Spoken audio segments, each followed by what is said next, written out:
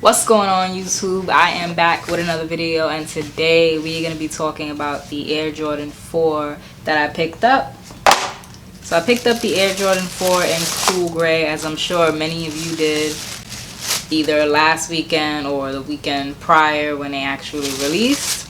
I picked up my pair a bit late because I was late getting over to the Foot Locker, but I was surprised to see that these were still sitting. So I'm gonna give you guys a quick review and just how I feel about the shoe, and then we're gonna roll into some on-foot footage. So as you can see, the shoe is just this all over gray, cool gray I should say, color, and for some of us it's actually very nostalgic. I've said it before on my channel that this is a colorway that did not originally release in my size, so I was really excited to get it.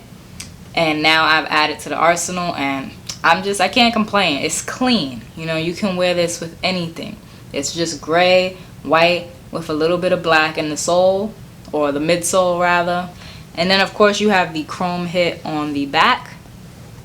The materials are good. I mean, I would say that they're usual Jordan brand 4 materials. They're not special, but they're not like bad quality.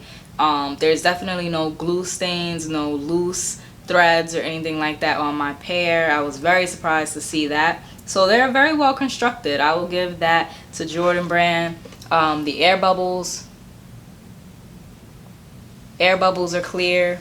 I feel like you can wear this pair with a lot of different pants. In the on foot that you guys are gonna see, I actually styled these with 3 different pants just to show you guys that they are versatile. Some people think that they're boring, but I really like them. I don't think that they're boring at all.